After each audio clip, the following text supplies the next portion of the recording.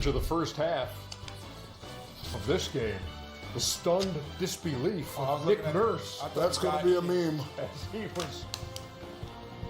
was watching after his team was called for a turnover. That's funny. There was a 3-second violation, which was the call, and Nick Nurse just saw Shaq's feet, or Nick Nurse just saw Shaq's suit. That's also a possibility. Carly Zielinski. The guy eating behind. And if you weren't with us earlier, yes, here is the Easter, the big Easter egg. Golden. Shaquille O'Neal is. I told him, CeeLo. I told him, I said it. CeeLo, the big CeeLo. Underdog put that on the T-shirt. I had somebody. Where's Underdog? I haven't seen him. He's been on the road with the Houston series. He's a field producer. Yeah, he left me for Al LaForce. I had somebody tweet me in the first half and said I needed to speak louder because they couldn't hear me over Shaq's suit. So it was good. But they hit it, Shaq. I liked it. It's the American Express halftime report, by the way, and here are the American Express teammates in the first half. They're going to come from the Toronto side, as you might expect. Kawhi Leonard's got 18 on 6 out of 9. Pascal Siakam, we talked about his improvement that last postseason to this postseason, about 7 points a game to 24 points a game. He's got 12, and Toronto has blown this thing open. It was, at one point, 43-39. In fact, it was a 9-1 start for Orlando, and since that time, it's been 57-33. So let's talk about Kawhi Leonard and what you've seen in the first half. Kawhi Leonard knows the importance of this game. He's been on the championship team with Hall of Famers, and as a matter of fact, he was still the guy on that team. So he's saying, you know what, guys, just follow me today. I'm going to do what I do. Put my head down, go to the hole, read the defense. He was, before he, had the situation last year, we was arguing about whether he was the second or third best player. He's starting to get back to that form. But again, he knows the importance of this game. Kenny, he's just going on and say, move out my way, follow me, that's right, repost. Get these little guys off me, too. Oh, I missed it, that's okay, get the rebound. That's a tough shot. They're going to play me, tough shot, fade away in your face. And Kenny, I was getting ready, to ask my guy Chuck, I'm like, Chuck, where do you place Kawhi Leonard at now? Shaq, I can't believe you said that. And then this happened. Chuck. What's Uh-oh, Charles. he's fading. Barkley. Charles, I want to ask you about Kawhi. Hey, Chuck, I want to ask you about Kawhi. What did you have in those headphones? Like the sound of waves crashing, or was it Charles, a rainforest? It was. I was watching. I want to ask you about I Kawhi. was watching 60 Minutes. They were doing a thing, a special on Easter Island. Yeah, but It's there over was by that Chile. Yeah, I know. So it was beautiful. Apparently, But Shaq, it did not. Sleep nights, No, young all of fellas. us Sleep did. nights. I didn't get to take my nap today because I was watching golf. What are you, 3? Listen to these excuses. Take a nap. I didn't have my warm milk today. So, but you know what, Shaq? Before you even said it, I was writing my notes down. And which was? I was gonna ask you guys, because Shaq, you're right. We're talking about who was better after LeBron, KD, or Kawhi 2 years ago. And I'm making my list here. Checking it twice. And I said, LeBron, KD, Giannis, James, and Kawhi. Those are the 5 best basketball players in my opinion. You don't think order. Steph Curry is in that order? Not in front of these guys. I'm just asking a question. Well, don't ask me It's a if I- debate. If I said the damn answer, don't ask me. No, the you question. didn't. I didn't know that was the We answer. know from past experience that sometimes your lists are subject to change. Well, question. I lost 10 it, minutes. but these 3 guys here. You don't have Westbrook in there. Is that Or Paul George. if I don't slap the hell out of you on national television? It's Easter Sunday, list. Charles. Be nice. It's my list. But you ain't think about it. You just wrote it down 5 I seconds did ago. think about While you were sleeping. You were sleeping. You couldn't have thought about I it just long. wrote it when I came out here awoke. That's my point. So you might have woke. messing it up. In that order, so you Yeah, got he KD, came out here 5th woke. best player now. LeBron, KD, Giannis, Kawhi, and James. That'll be my top 5. Got it. But you haven't shared much on the first half at this. No, I mean that's an interesting list. If we were worried about who was the best players today, but I think he was just talking about. Well, he asked a question. He was just talking about where does He Kawhi asked fit it- with someone who's relevantly playing in the game. He asked me. I would say, I would say that Kawhi is probably at the bottom 5, moving back up. He's at 5. That's why I got him. But I don't. I'm just. That's why I got him. That's what I think, Shaq. Wait, Thank see- you, Kenneth. Hey, wait, Shaq. I got him number 5.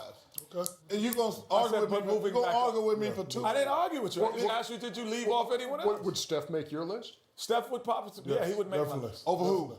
I would say that he would make my list, and I will give Over you Harden. Yeah, I would say. James Harden, the best offensive player we've ever seen in the NBA, arguably today. And Steph is the best shooter we've ever seen in the NBA, arguably. James today. averaged more points. That's because he took more More shots. assists. Look at Let's Charles take more hanging his shots. look at Charles hanging his head on stats. Got to give that man credit, man. Oh, my He's goodness. nice. That man. Man. Nice. I don't even like analytics. I think that, I think this argument is subjective, and it doesn't really matter. Is that better, Barb? I would say he's that better, Kawhi is Barb? getting a lot better. He's getting a lot better. 16-point game at the break, boys and girls. Welcome to the American Express Halftime Report. American Express, the official card of the NBA.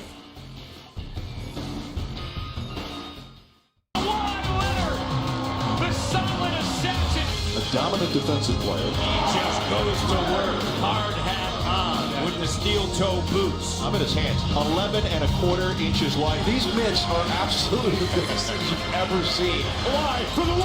Oh, what a roll. Kawhi. Push. And a turnover. Leonard. Raptors lead it. Leonard. How about that?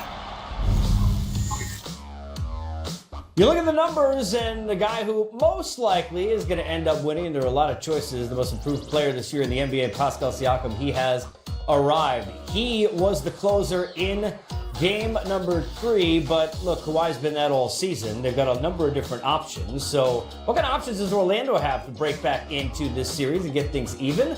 With more from down in Disney, here is Jared Greenberg. We're all familiar with the old adage, defense wins championships. And truly, it was on the backs of their defense that the Magic even were able to make the postseason. However, after 2 lackluster offensive performances against the Raptors, they know they need to start outscoring Toronto. At some point, you're going to have to put the ball in the basket, which is the point of playing the game of basketball. And as much as defense is important and something that you can rely on every night, there comes a point where, if you don't score, you're going to struggle. Your defense can only take you so far. The way we play, it can be anybody, coming big for us at any moment. The way our offense is set, I think Coach Cliff understood that we don't really have the big superstars of this league, and we have to just, figure it out as a team. Over the first 2 games of this series, Orlando's leading scorer, Nikola Vucevic, was held in check. And then in Game 3, 22 points, 14 rebounds, 6 assists. One may say, Shaq-like numbers. So it's humbling to be compared to one of the greatest players and one of the best centers to ever play the game. Having my name mentioned alongside his means a lot. And obviously he had a part of his career was here with the Magic, and he had a huge impact here. Is this the most exciting time in your career? For sure. This year we finally put it all together. We won. We ended up having a positive record for the first time in 7 years, and especially because nobody thought we were going to do it. So for us to do it was amazing. And then I made the All-Star, so that was also a big goal of mine, a dream of mine, and so it all came together. You look at this series and where we're at, and I think everybody knew, obviously, the favorites were going to be the Raps in this series, but we talk about Kawhi so often in the change. Let's talk about Pascal Siakam. Grant, 30 points in the last game. Give Dwayne Casey a lot of credit because really the work with him last year, giving him those minutes, set him up for here.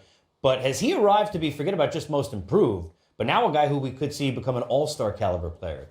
I totally agree with that because he's a kid that has no ceilings and his potential is just amazing. And some people exercise the right to make trades in the offseason, and some people wait for the development of guys, and he's a guy that developed on the fly. And you had to initially make a trade with C.J. Miles at the trade deadline because of his development and what he's been capable of doing, thinking that he will play in the foreseeable future. The foreseeable future became now.